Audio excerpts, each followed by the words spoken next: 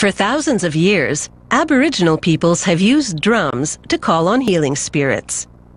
But the sound of the drum itself can be a source of renewal. The repetitive beat can induce a meditative state, which may actually have healing properties.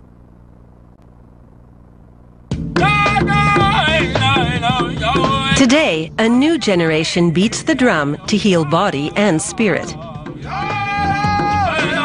These young men are from the Tiwa tribe of northern New Mexico. Like their ancestors before them, they chant and drum in a rhythmic appeal to heal.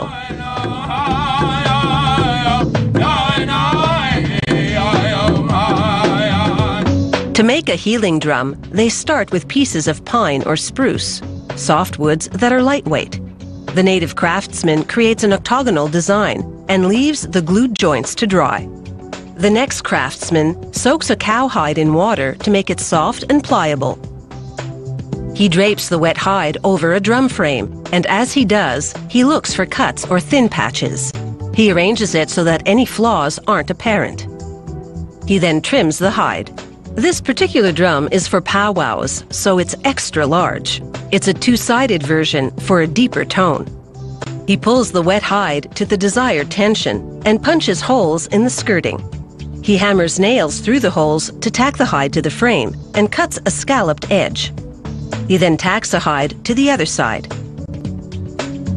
He places another piece of wet rawhide on a spiraled blade and pounds the hide into it using a hickory mallet.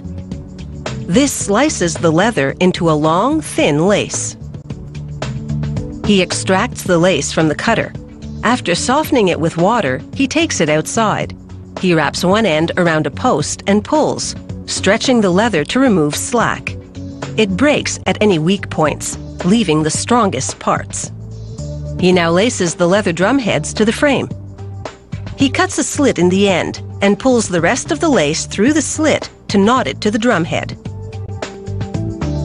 He zigzags the lacing through alternate holes in the two drumhead hides. He tugs the lace as he goes to pull the leather drumheads tightly to the frame. Once complete, he knots the other end. He threads the second piece of lace through the remaining holes, creating a crisscross pattern. Paint applied to the frame early on shows through the crisscross weave. The leather dries to a dark patina for a stunning contrast to the blue hue.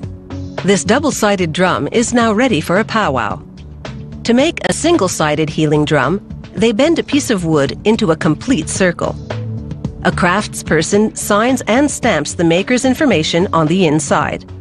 Then it's over to the drum maker.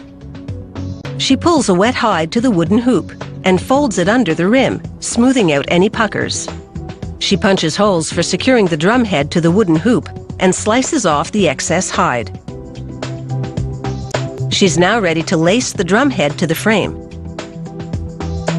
She ties the skin to the frame in a configuration that looks like the spokes of a bicycle wheel.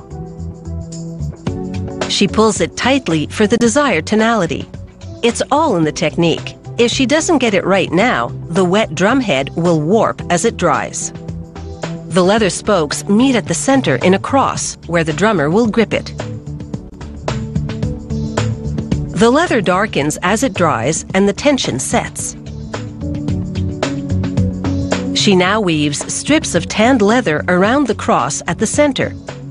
It's a decorative touch that also gives the drummer something more substantial to hold on to. The drummer will hook a thumb in the cross section to hold the drum with an open hand. An artist paints symbolic images on the native healing drum. She works freestyle. A few strokes of the brush produce a buffalo and then an entire herd. For native peoples of North America, the bison is a symbol of strength and unity. A corn maiden painting on a drum represents abundance. It's art designed to help one heal to the beat.